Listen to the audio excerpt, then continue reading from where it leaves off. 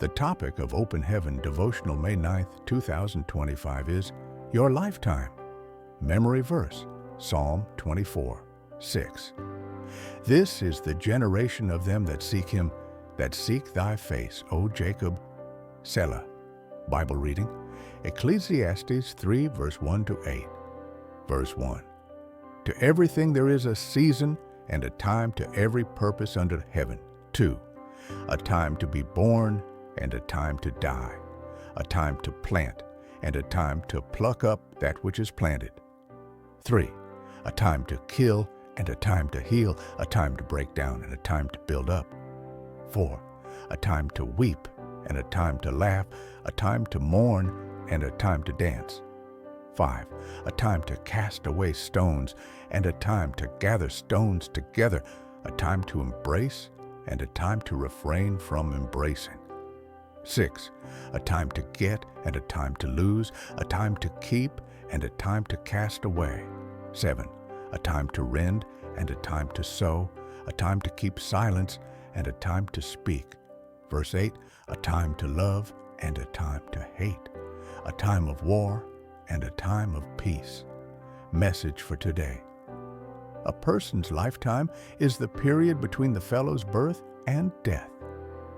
Today's Bible reading says that there are seasons for everything and a time for every purpose under heaven.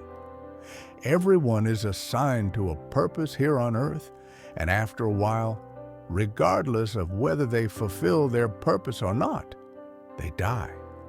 Once you leave the earth, another generation will come on the scene and play their own part according to God's design.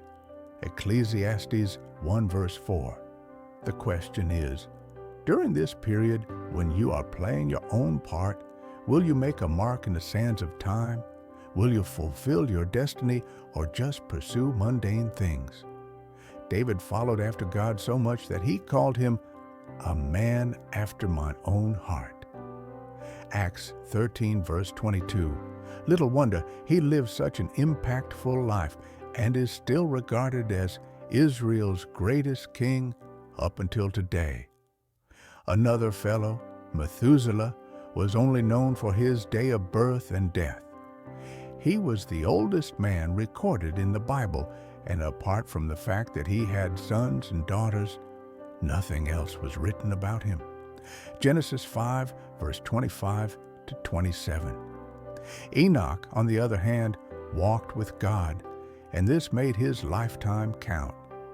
Genesis 5, verse 24. When a fellow walks with God and does his will like Enoch and David did, the person's lifetime will count. The impact of that fellow will be felt long after he or she has crossed over to eternity. God seeks a generation of people who will fear, love, and follow him wholeheartedly. David called this generation the generation that seeks God's face. Psalm 24, verse 6. When I was younger, people had shops with small peepholes that could only accommodate a person's hand. If someone wanted to buy something, the shop owner would stretch his or her hands through the peephole to collect the person's money and pass the goods out, after which the fellow would leave.